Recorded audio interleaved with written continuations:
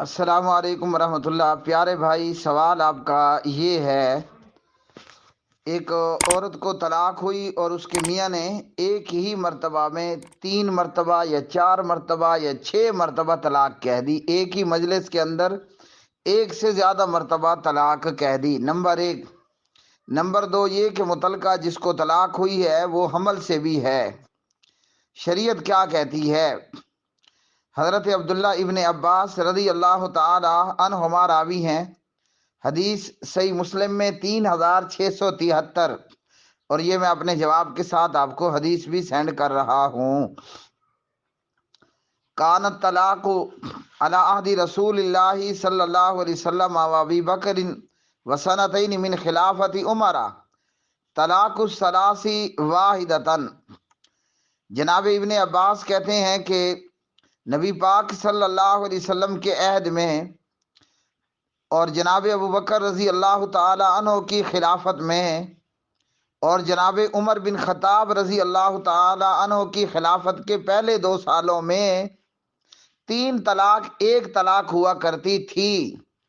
فقال عمر بن الخطاب، امام عمر ابن خطاب نے کہا رضی اللہ عنہ، ان الناس قد استعجلوا فی امر قد کانت لکم فیہ انات فلو امزیناہ علیہم فامزاہ علیہم۔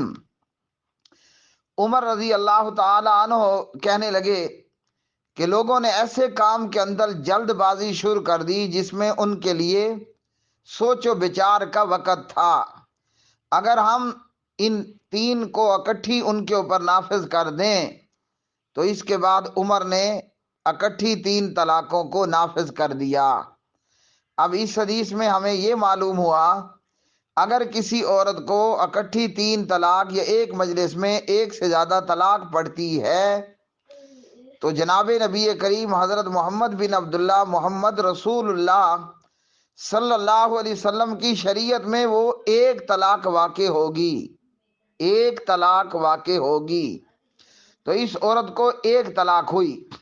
اب آپ نے کہا کہ یہ عورت حمل سے بھی ہے، تو قرآن مجید فرقان حمید ہے، پارہ نمبر 28 ہے، سورۃ الطلاق ہے، وَأُولَاتُ الْأَحْمَالِ أَجَلُهُنَّ أَن يَضَعْنَ حَمْلَهُنَّ۔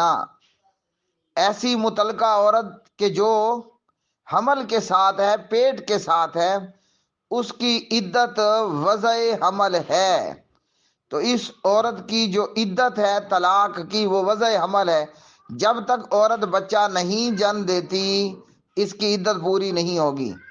اور قرآن مجید فرقان حمید پارہ نمبر 2 کے اندر اللہ سبحانہ وتعالیٰ نے خاوند کو عدت کے اندر رجوع کرنے کا حق دیا ہے۔